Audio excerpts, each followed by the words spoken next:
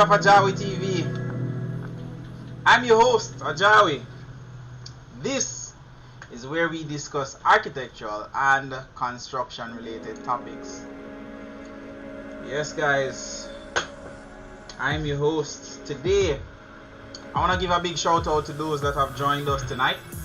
I appreciate you, I appreciate you. I hope that you gather some information or you get some information from this live.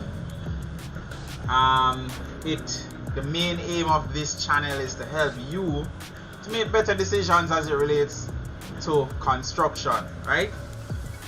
It's here as a resource for you guys, right? For those that are just entering the construction industry and those that are returning home from overseas and are looking to actually do construction, right? So that's the main aim of this channel. I want to say a big up to Mark Q Spence. You're the first person in the building today. I want to big you up and thank you for joining, right? And as you said, drop a like as you enter the chat, right? If you notice, a lot of people are no longer in the chat. There's a reason for that, right? I want you guys to subscribe to the channel. So the live chat, I've set it to only those that are subscribed to the channel can actually comment in the live chat. So if you're not a subscriber, become a subscriber. If you have subscribed and hit the like button and hit the notification bell, YouTube has set it up now so that you have to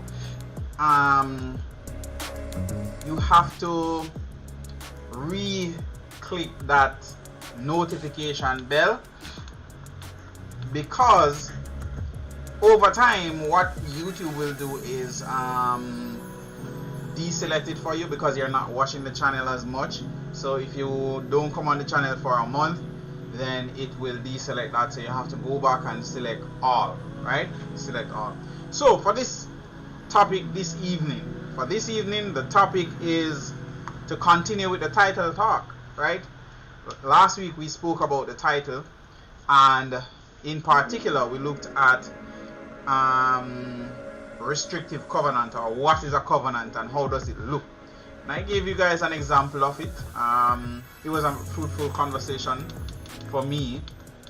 So this week we're gonna continue with title talk, right? And basically delve a little bit more. I'm going to actually give you 3 tips or 3 things that you should look out for on the title as it relates to doing construction, right? As it relates to you as a designer. If you're just leaving school and you're going out to do designs for people, then you know these are things that are important. If it is that you are a resident and you're looking to do construction, then this also is important, right? So please, stick around, take some notes if you can, right? It's valuable information. I believe it's valuable information. Right? So for the first thing, right? For the first point, I sat and I went through this a little before I decided to come up with this one, right? When a client come to me, like most of the times they will come and they're like, I bought a piece of property and I'm looking to invest in it, or I'm looking to build on it. And because they understand the need for future planning, or most Jamaicans look at it as retirement, they're looking to build something that they can, get rental income from, right? So most of the times they will come to me and they'll say, I want a couple of apartments on this property, and sometimes they don't understand that there are restrictions as it relates to that, right? So as a homeowner and as a designer, what I want you to pay attention to is the restrictive covenant of the property, or the use, or the assigned use of the property, right? So most of us are not familiar with this, but each area within the island is zoned, right? Is zoned. So you have certain zones like commercial zones, residential zones, industrial zones, park zones, or hospital zones, right? So these areas have been assigned that particular use. In some cases, people want to build contrary to those uses, right? So for example, I had a client once who wanted to do a retention of use, right? She wanted to do a retention of use application because she built a retirement home on her property, right? So she have a bunch of people who have retired. They're up in age, right? And the property is now at a point where she needs to expand it, one, and two, she needs to get approval from the health ministry, or Ministry of Health, right?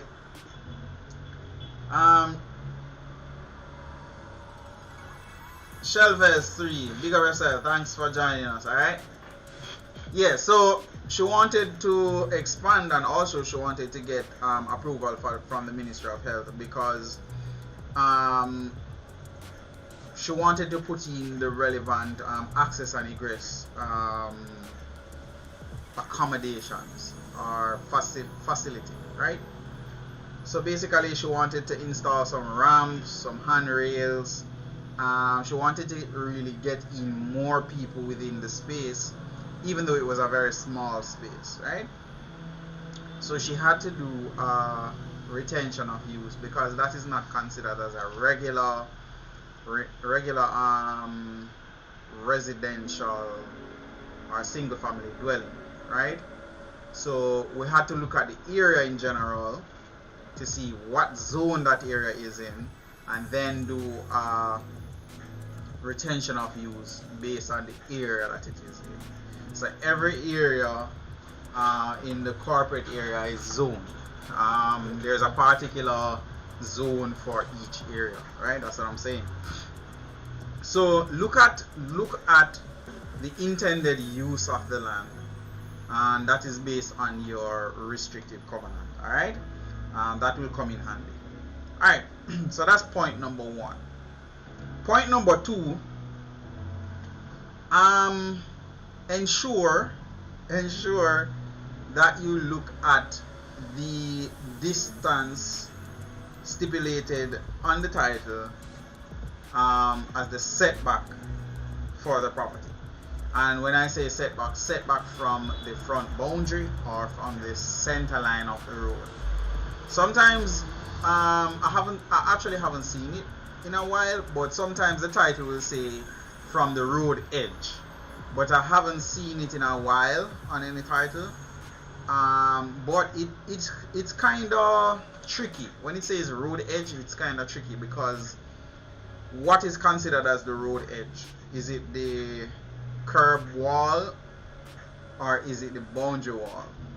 So that's kind of tricky. So normally I rather when we take it from the center line of the road, right? Because road edge can mean different things to different people, right?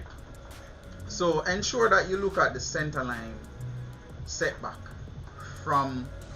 center line setback for the building in relation to the road, right? You don't want to breach that. Now imagine, I want you to imagine this. Imagine if there's an organization in Jamaica where, and I think the Jamaican government needs to do this, where when you're building,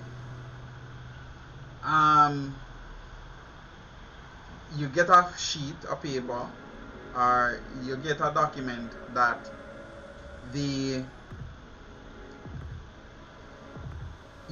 exact number of inspections, right? You need to inspect the building while you're doing construction, by the way. But imagine if there was an organization that come to your property while you're constructing and check to see if you are going according to the plan, or if you're in breach during that early stage, right?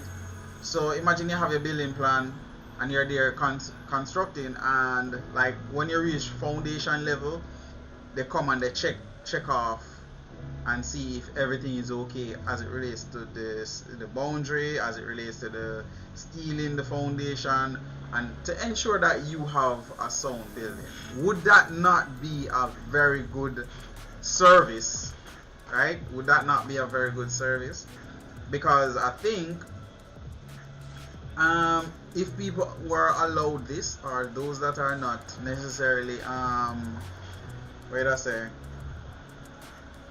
those that don't necessarily have the money, right, can't afford certain things, and they're doing construction, wouldn't it be great for an organization to just come and inspect to ensure that you're being compliant and to ensure that the boundaries are not breached?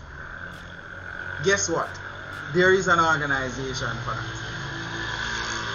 There is an organization for that. It's called the Parish Council. During construction, once you have gotten an approved plan, right,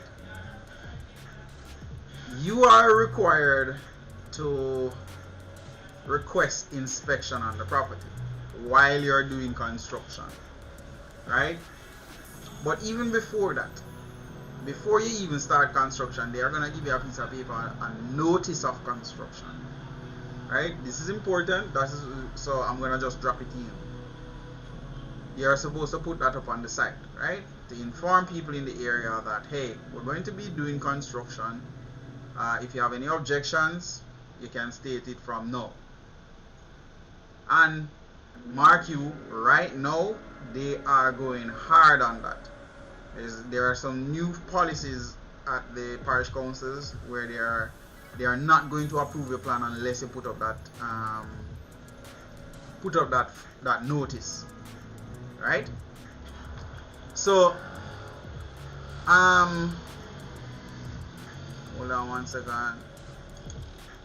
Yeah, so they are getting stricter on that.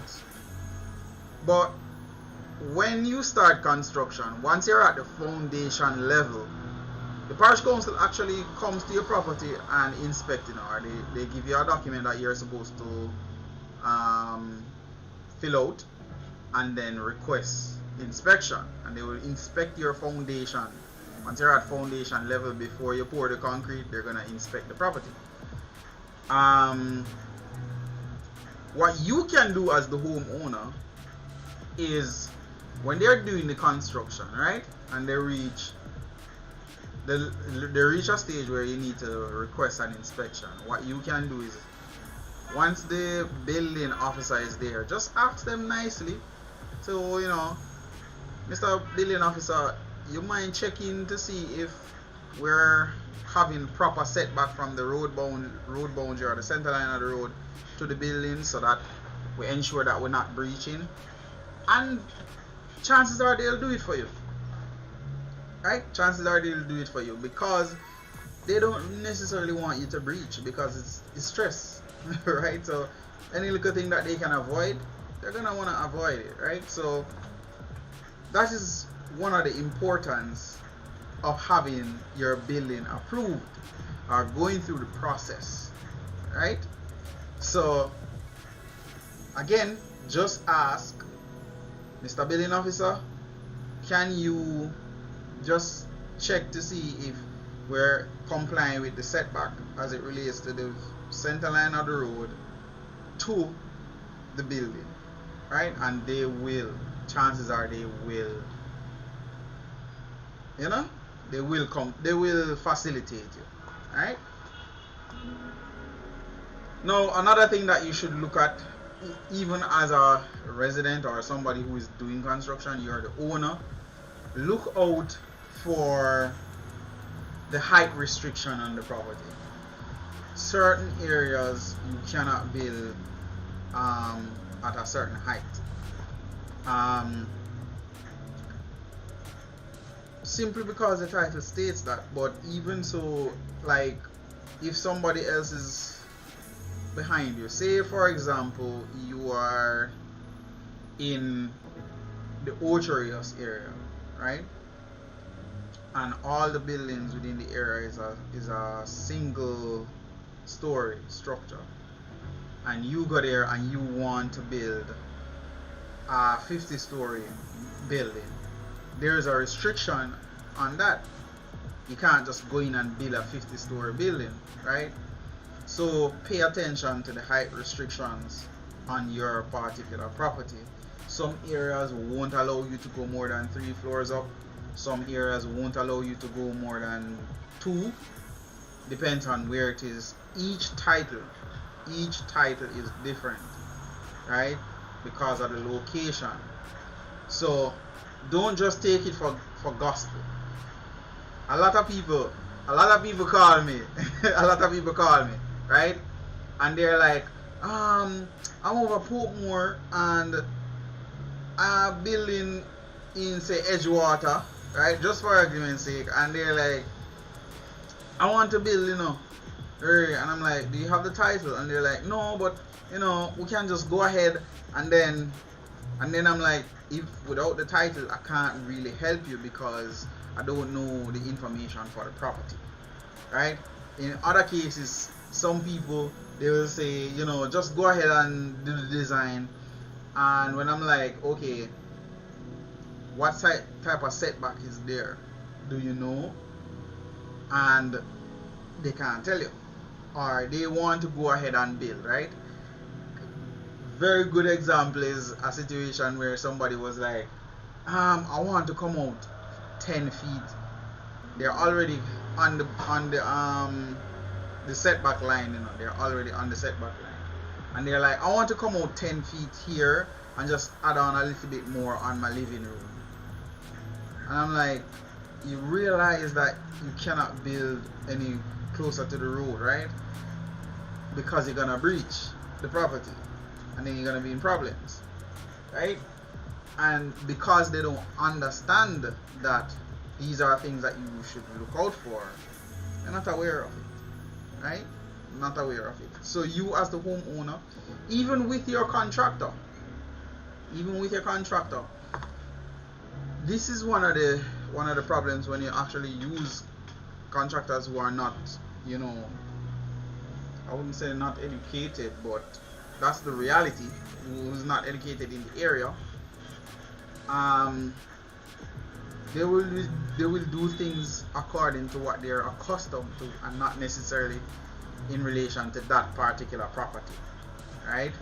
So maybe the contractor that you're working with usually does house in some areas in Portmore where there's a 5 feet setback, right? Come to your property now, different location, and that setback is 10 feet. But they're gonna wanna do things that they're accustomed to. So they're gonna say, oh, well, we'll just put it 5 feet from the front boundary or 5 feet from that boundary, when that's not the case. Each property is different and each property carry a different covenant or restrictive covenant, right? So it's good to pay attention to it, right? So height restrictions, pay close attention to that. I think we're at 3. I actually wrote down right, I actually wrote down what I wanted to speak to you guys about. But yeah,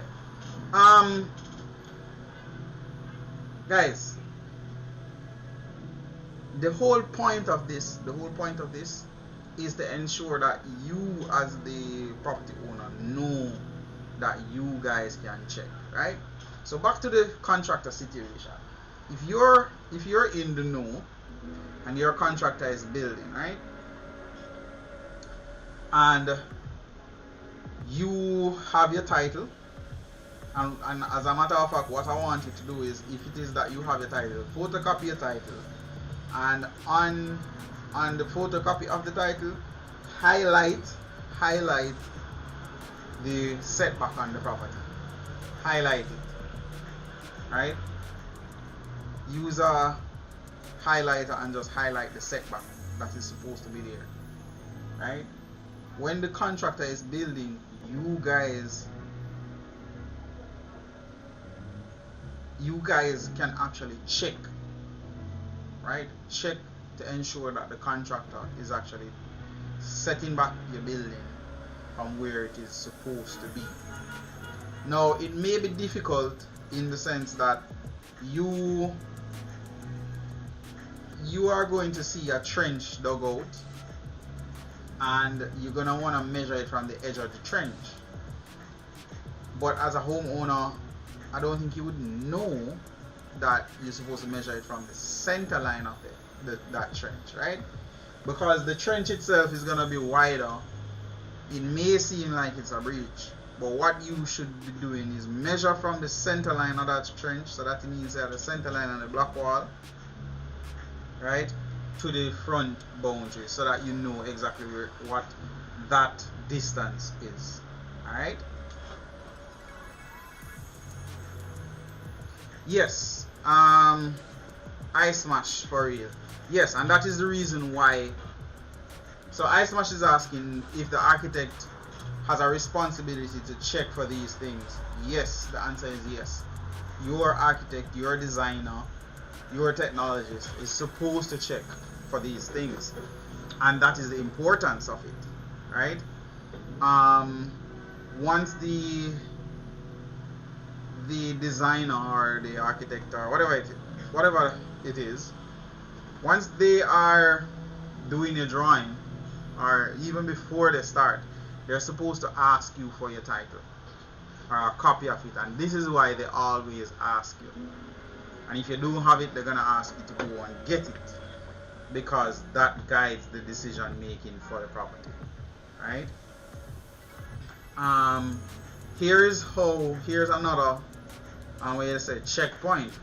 The contractor, right, is also responsible for the setback as well. So whatever setback is stated on the drawing, the contractor is supposed to ensure that it is set back to that. But if the contractor realizes that the setback is not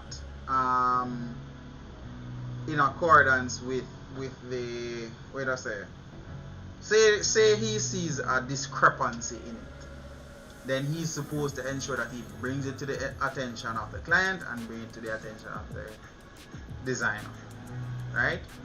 So keep that in mind. I don't know if I made that clear, so you guys can let me know. Tell me if that's as clear to you. Trash camp. Trash camp. You're trying to establish a deed of gift. Wow. I've read about that, but I've never not deep. I haven't read on that very deep. Maybe we need to interview the titles office. So if it is that you would want me to interview the titles office, just comment below or comment in the comment section and let me know. As you see, I'm doing some more interviews, guys. So the episode preview that I posted during the week, so I have interviewed Freeform Factory based on your request. Somebody asked me about IFC, sorry, not IFC, ICF.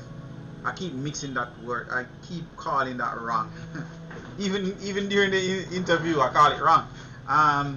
ICF, yeah, insulated concrete forms. So we did that interview, and I've shown you a preview of it. I have that episode lined up. I'm editing that now.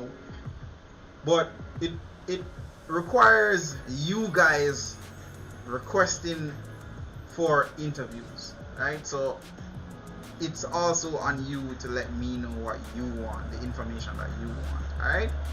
I'm trying to tailor the information so that you will have relevant information. If you notice, I have stopped doing the title search simply because I wanted to just get you guys to understand that it's easy to just go sit, take your time and search for properties and buy properties in the areas that you want and that is desirable, right? So it's an easy process. It just takes a little time, and you don't try and buy property when you're ready for it. You go and look, right? Go and look before you're actually ready to buy, so that you're not rushing. As in, for example, if you know that you want to come back to Jamaica this year, it doesn't make sense that you are now looking to buy and build within this year. You should have been doing that long ago, right? So I did that to ensure that, you know, I just show you guys a little technique that I use. Now, I decided to stop doing that because I want to create content for you guys that is relevant and not just within that period of time. So 10 years from now, that title search, property search, not going to be valid or valuable to anybody. And I want to create content for you guys that is valuable, stand the test of time. Even when me gone, somebody else can come and utilize that information, right? So I leave a legacy for somebody. Alright, so ice smash, isn't that the styrofoam thing? Yes. So if you go on the channel and look at Freeform Factory interview, we actually interviewed them this week. Insulated concrete form is basically you use two styrofoam like this, and it is connected or with a wedge or something, and then you throw concrete, you pour concrete down into it, and it stays on the building. You don't remove it after you finish, based on the information that I got. Right? Before, there wasn't any company in Jamaica that does it. You would probably have to buy it overseas and ship it to Jamaica. But a company called Freeform Factory does it in Jamaica now. Right? So look out for those episodes. Right? I just posted a preview last week, so just go on the channel and watch that one. It's really informative. I learned a lot. And that's the reason why I say the channel is a resource for you guys, right? So I'm learning, you're learning, and it's our continued development, right? Not a lot of that goes on within the industry. I know the architects do it, right? Engineers do it, but like technologists or contractors or other professionals within the industry, they are not necessarily required to do it unless they want to or become a part of an organization that, you know, that's a requirement. For me, I'm in the process of being registered with an organization, so I always try to do continued professional development. So research, look at things that are out there, and just, you know, update your catalog, right? So that's the purpose of it. So you can always come back to the channel and search for relevant stuff within the industry, and it will help you. I've done episodes on how to check drawings, how to make sure that you have grid lines on your drawings, how to ensure that there are no errors in your drawings and stuff like that, right? Simply because I want those that are in the industry to raise the standard so that there's quality across the board, right? I've been at this factory and spoke to Mr. Edwards.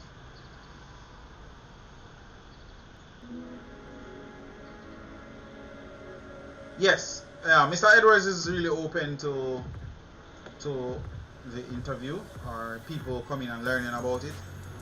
And that is the reason why we are actually going to go down there and actually do a walkthrough for you guys, right? We'll do some drone shots of the factory. We'll take images of the manufacturing process and all of that. So that's what we plan to do. And guys, your donation to the channel does help in such a situation, because traveling, the time, paying people to get things done does help. Even the electricity bills, it does help. Alright, so yeah, I'm going to go down there and interview Mr. Edwards in relation to that. Alright.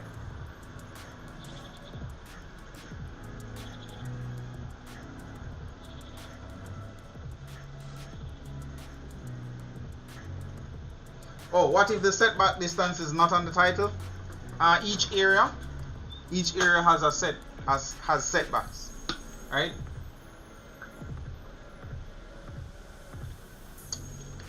So if it is not stated on the title, you can always ask the council, right? Each area has particular setbacks within them. So setback in, where I say, Waterford may be different from setback in Bridgeport.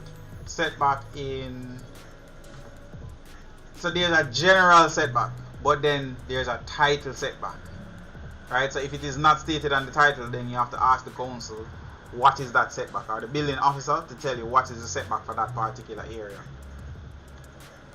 right?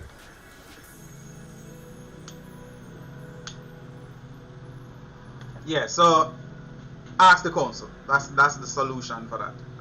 They will tell you. They will tell you. Cause I was doing a drawing for a lady other day. It's a long time ago, and it wasn't stated on the title. And I think for that particular situation, I looked at the setback for the property to the front, to the left and to the right, to see what their setback was looking like. Then I do a proposal, went to the council, and have them pre-check it before I do the final print. And what the officer did was, he went on his system and him type in the area, and him say, okay, within this area the setback should be this, right? So trust me, Jamaica's government, are the systems that are set up in place now have been upgraded, right? And I must commend them for that, because look on it, the Ananda system that they have now, if you submit a drawing, you get a number, you go on the Ananda system and you type in that number, and it tell you where your building application is. So say it is in the city engineer's office, then it will tell you that. I think it needs time to be fully implemented. Is it perfect?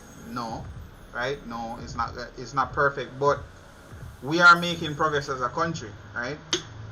And this is why it is important for you as returning residents to come back to Jamaica and to invest and make sure say you grab a piece of the land where you born upon.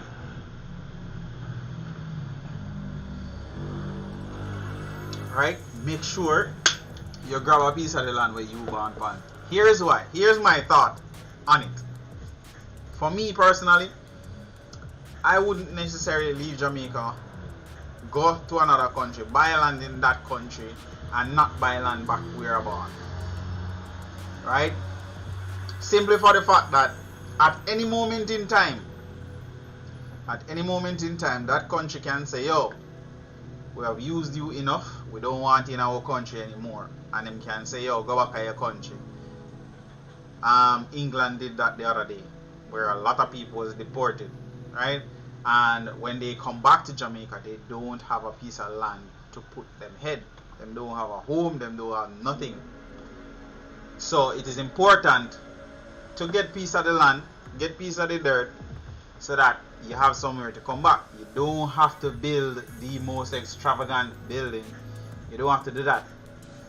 One of the things that I found out from this interview is that the insulated concrete form, or the type of product that they have, actually helps to reduce construction costs. So that's another building solution for you, right? There are different options out there that may be cheaper and that will get you what you want, But I'm gonna tell you, go and watch the video. Go and watch the video.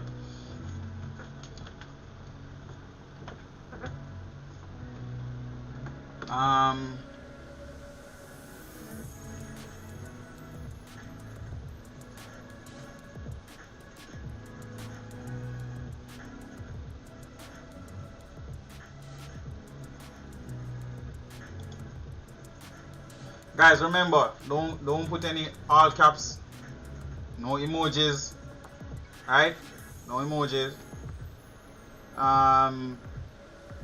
Try not to make your text too long because the bot is going to remove the text, right?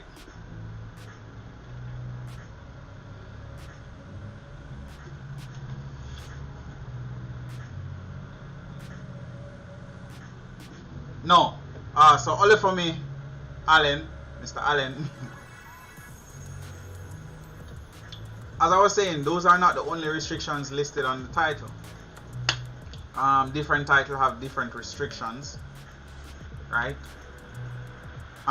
There are restrictions as it relates to the type of building that you can build on the property. There are restrictions as it relates to the height that you can build to. There are restrictions as it relates to access and egress to the property.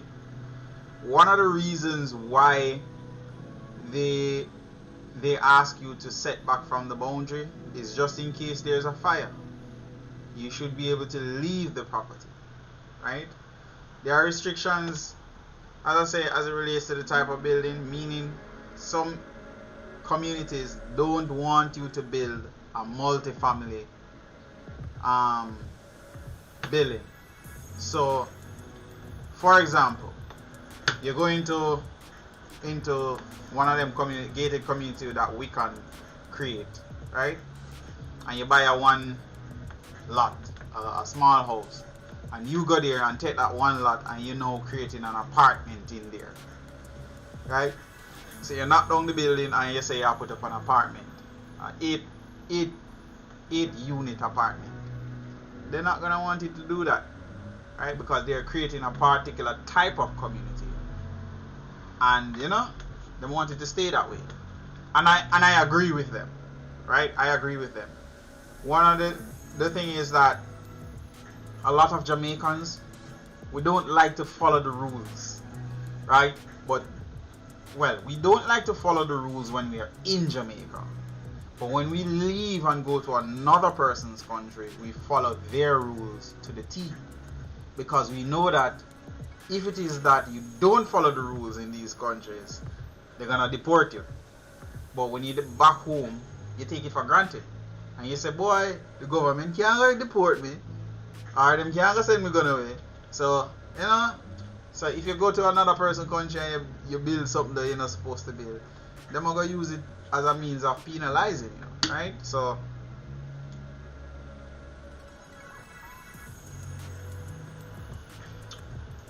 yes, uniformity.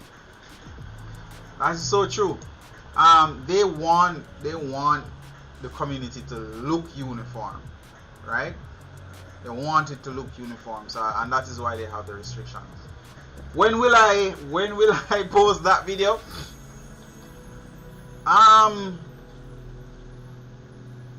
Wednesday coming. I have to remember, you know, I have to still work. So editing videos and ensuring that I have my work done, because I don't get paid from posting on YouTube like that, right?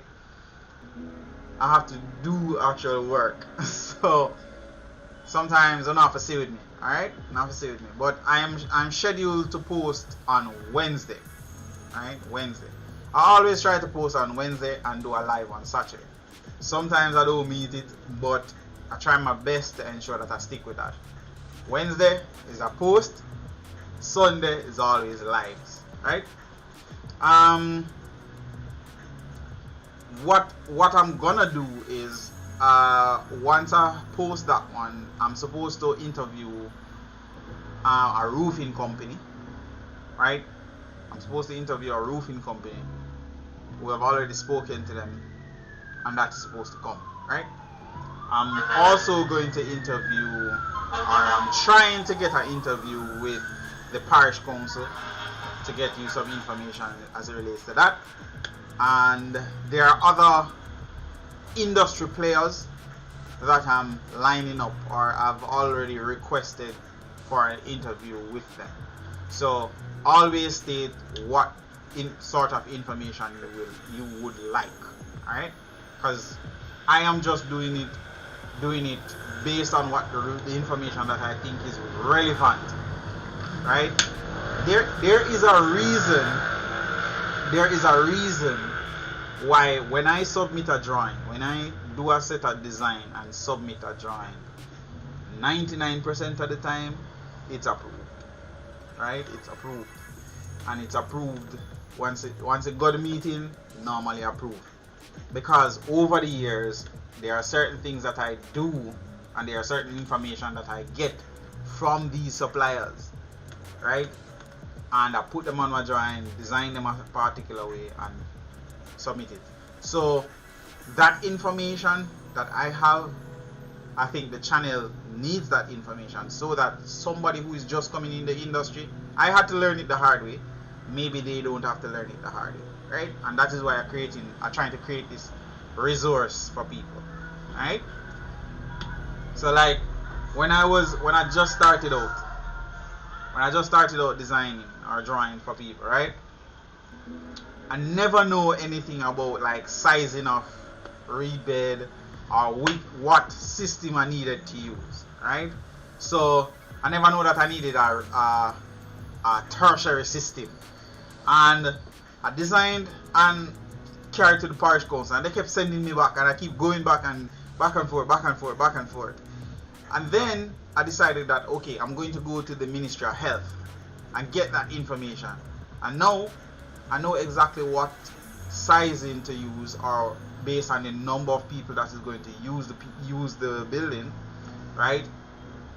And for you who are just coming in the industry, you may not know these things, right? So me having the information here will help you. That's how I'm thinking of it, right?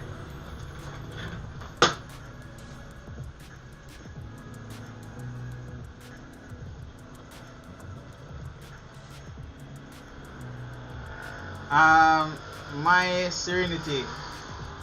What? Are you familiar with welding company? No, I'm not familiar with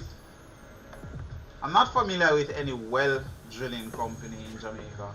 That's a good question, because some people want a well on them property, but I think you have to go get approval for that from mining and geology, right? You can't just go drill a well like that.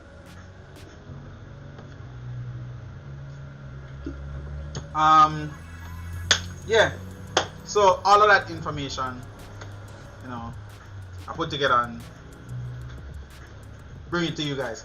One question though, would you guys like an episode on sewage disposal, in particular how to size the different systems? So normally you have tertiary systems, and well, what's the other one? I don't remember, but in Jamaica right now, you have to have a tertiary system. So basically, you have to move from, once your sewage or waste is leaving the building, it has to go to a septic tank, and a rebed, and a tire field. So, rebed, no, septic tank, rebed, and a pit, or septic tank, tile field, and a pit, right? So would you guys want an episode on that, to know how to get the different sizes? Because if it is that you have 3 persons in the building, there's a ratio, or there's a range that the different systems should fall in, right? So for example, if I'm designing a building that has 3 bedrooms, right? 3 bedrooms, that means that 2 persons could be in each bedroom, right? So 3, 2, that are 6.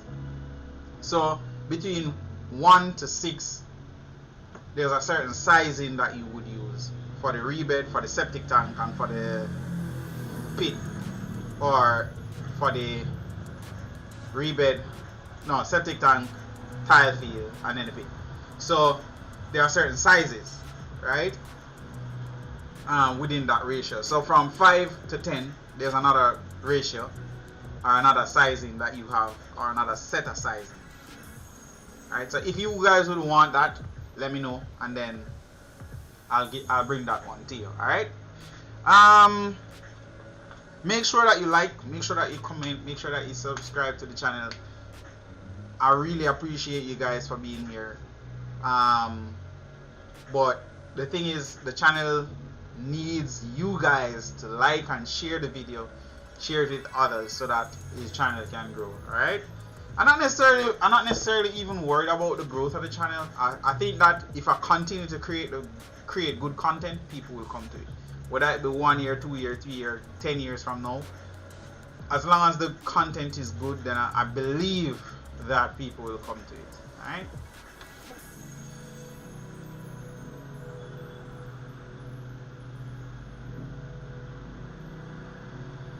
Do you still need a pit after a leach field? I've never heard about a leach field. Is there another name for it? I don't know it as that. You mean a tile field? Remember, once the effluent goes into the once the effluent goes into the pit, right? Once the effluent goes into the pit, what will happen is the solids will remain in it and the liquid move, right? So it's kind of degrading or breaking down. So what will happen is the solids will fall, and once it full up, then it will overflow into different chambers within the septic tank and move to the rebed, right? Once it is in the rebed, it is then being broken down even further, and then by the time it is passed through the different layers within the rebed, then it goes into the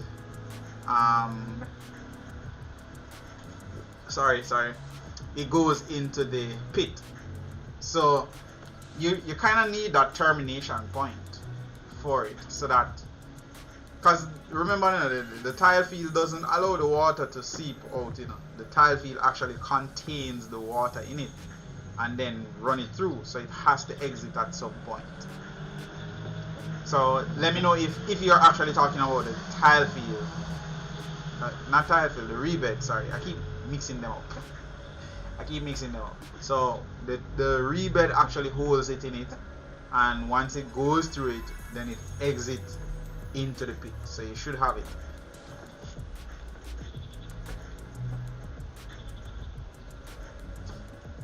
Guys, we're coming up on the 8 o'clock mark. Let me see what's going on in the chats. Yeah, I try to keep it genuinely about architecture and construction, and to really help people, right? So thanks for that, I Smash. So alright, based on what you guys are saying, I'll do that. So I'll do the episode on sewage treatment, right? So look out for that then. Let me just write that down.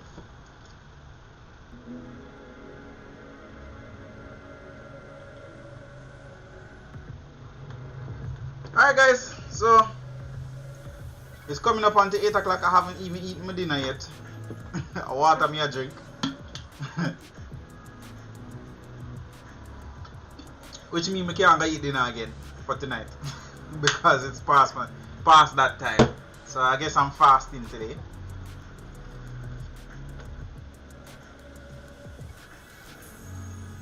Oh, okay. Tile field also called leach field. Okay. I never heard that, man. I guess I learned something today. Yeah, I learned something today on that one. I never know that it's actually called that as well. Thanks for that one. Alright guys, so I want to say thank you for joining me tonight. Again, look out for the interviews. If you can donate to the channel, I really appreciate it, because trust me, drive up and down to go to, you know, interview people is gonna take a lot. But I promise you, I'm gonna promise you this, I'm gonna start doing way more interviews because I think it is needed in the industry, right? So I'm gonna be doing way more, right?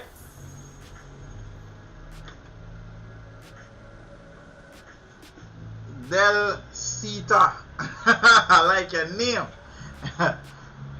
Yeah, I really appreciate the appreciation. Alright, anyways, I'm gonna draw me out even longer. Guys, thank you for watching, thank you for liking, thank you for sharing this video. Thank you for being a part of the AJAWI family. 4,000 strong, 4,000 people subscribe to the channel. I wish all 4,000 would hit the like, hit the subscribe, hit the notification bell. But we appreciate every single person that has done that. Those that are actually supporting the channel, I really appreciate you. And I want to big up especially to Ricey. Big up yourself. Big up yourself. So see you next time. Appreciate you.